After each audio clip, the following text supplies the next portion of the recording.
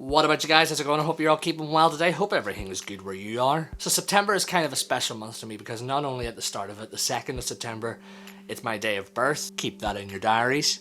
I expect to see presents next year. But it's the day after that where my photography world completely changed forever. And that was on the 3rd of September 5 years ago was when I made the transition over to mirrorless. Now I know what you're thinking. You're probably thinking, oh, here we go.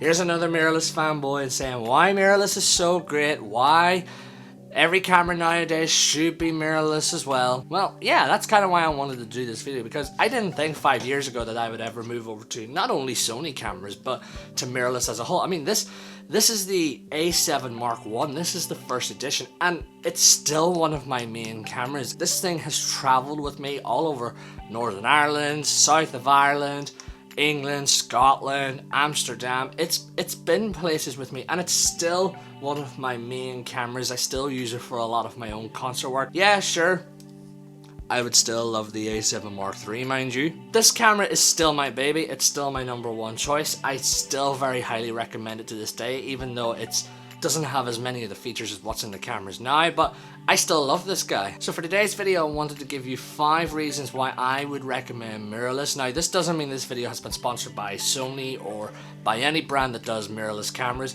This is just my overall opinion on working with mirrorless over the past 5 years. A lot of the things I love about it. Yeah, sure, there's probably some things that I haven't enjoyed, but overall, I've really enjoyed the experience. So #1 is camera size. Mirrorless was all about being lightweight, compact, neat, and tidy. I mean, for this is a full frame mirrorless camera, so with the sensor, it's a full 35mm. During my time of wanting to buy my first ever full frame camera, I used to be Nikon. I was Nikon digital SLRs for years. When I wanted to finally transition into full frame, not only were the cameras a good fair bit more expensive, and especially the lenses, but they were so big and bulky, and I just thought, no, I didn't really want that. Then I got a hold of the Sony A6000, which was a lovely little camera for me, and to this day it's still proven to be one of my all-time favorite cameras.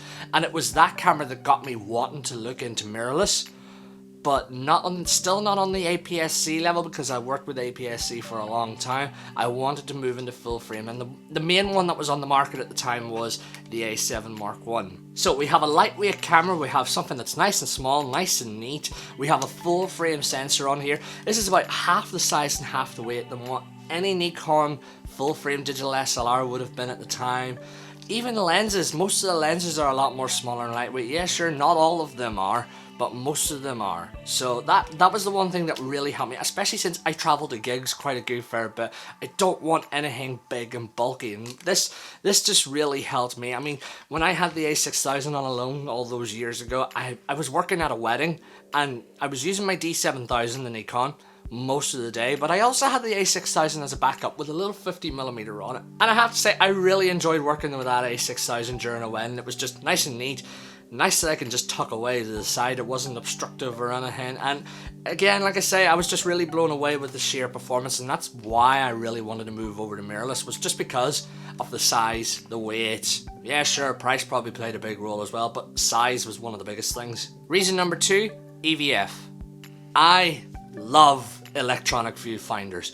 Yeah, sure, I grew up working with optical viewfinders for so long, but as soon as I got used to working with an EVF, so with the mirrorless camera, of course, there's no mirror in the way, it's not optical anymore, it's all digital. EVF just really, I just fell in love. Especially since I work with a lot of low light photography with my concerts and my music, I found that the EVF really helped with lower light performances, helped me see things a whole lot better as well. But it just felt right to me, and especially since it also correlates with one of the other sort of reasons why I would recommend mirrorless as well.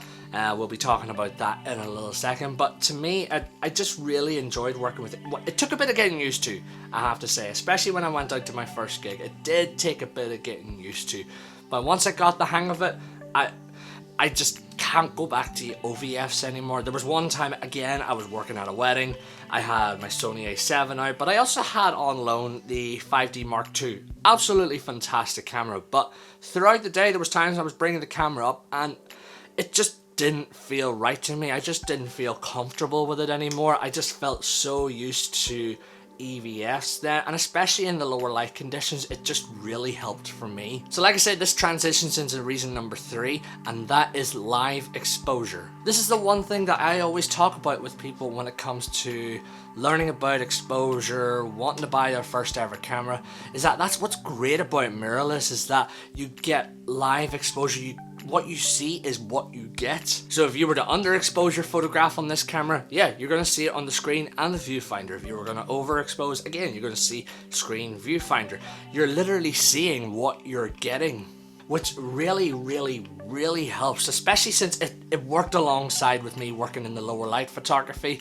Because I'm playing about with ISO quite a good for a bit, I was able to see the photo being bright or dark, seeing how it would look afterwards, whereas before I had to take the photograph, see the screen, oh okay, adjust after that, and it was a good fair bit of, whereas I could just look through the viewfinder, and if it's looking too dark, I'll just twist my dial here that I've set up for ISO and it'll just brighten up, so that way it's less playing around for me. I'm still keeping the camera nice and close, so what I'm seeing is what I'm getting is the really big thing that I love about mirrorless, and especially on the video front. I mean, I'm using the Canon M50 here, and with the little screen on the side, I can just sort of turn my ISO or my exposure up and down, and I'm going to see if my video is going to look bright or it's going to look dark to correspond with how my light is looking. So live exposure is certainly one of the biggest things to look out for, especially if you're looking for your first ever camera. This is why I tend to recommend mirrorless, because not only are you future-proofing yourself, but if you're learning about exposure and you're wanting to see what a bright or a dark or a correctly exposed shot will look like, mirrorless is just going to show you it rather than you having to fiddle around all the time on an SLR. Reason number 4, and that is manual focus peaking. When you're working alongside with the live exposure, if you're planning to ever use manual focus, or if you're like me and you use Sony cameras, I like to use the dynamic manual focus, which is known as DMF on the camera, and this sort of works both autofocus and manual focus, so that way I can autofocus but also manually tweak it here and there. On an SLR, to me, it was just having to take so many photos at a time to make sure I was getting it right. There was a bit of playing around, whereas with focus peaking, all that really is you get little dots and little speckles appearing up on the screen, little colored dots and speckles to show you what area of the photograph is actually going to be in focus. So again, if you're a beginner photographer that you're really wanting to learn about all these different things, like how manual focus works, how autofocus works, the fact that you have focus peaking here can make you feel a lot more comfortable with the camera, can make you feel less scared, and it'll actually show you what actually is going to be in focus, so that way you can fine-tune your shot a lot better. Reason number 5, I know it sounds silly, but the reason why I would recommend mirrorless is because it's something different. So like I said at the start of the video, I worked with SLRs for so many years. I was Nikon digital SLRs. I didn't ever think that I would move over to a mirrorless, but the one thing that really excited me about it was something different. Whenever I was shopping around for a new camera, mirrorless was still quite a new thing, so not many people were using it, whereas now it's the main sort of camera to look out for, and it's almost near enough killing off SLRs in a sense. But at the time, people were going, nah, mirrorless isn't going to take off or anything, it's not going to be the ideal thing. 5 years on, I wouldn't swap back. I'm fully in love with the mirrorless cameras. It was something different for me, it was something new, something that wasn't around. I mean, even to this day, when I'm at a concert, I'm in a photo pit, I don't see very many people using mirrorless cameras, and I'm always talking about that, but we are starting to see more and more. I mean, yeah, sure, mirrorless is still quite a new concept to a lot of people, but so was film to digital back then. It took a while for people to really grasp into digital photography, whereas now, the difference between digital SLR and mirrorless cameras, there's such a big war now compared to what it was like 5 years ago. So again, yeah, if you're wanting something out of the norm, if you're wanting something that's a bit more future-proof as well with the way technology is going, and if you want something different, you know, certainly combine all of these reasons here together to get you something that, you know, is going to be completely different to what's been in the norm of photography for so many years.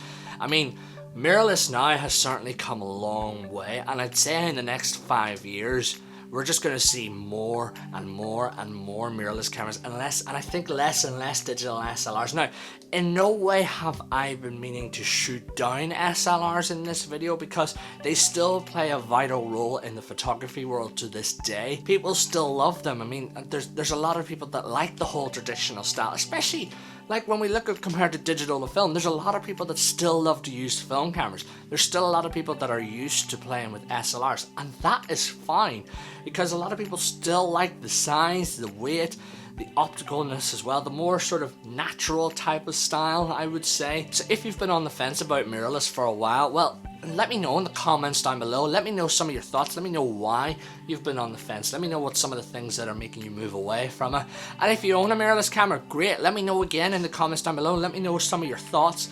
Let me know how you find working with the mirrorless tech over these years. And of course, do like, share, subscribe, press that wee bell icon so that you can stay up to date with future videos. But until then, guys, take care and enjoy the rest of your day. Bye.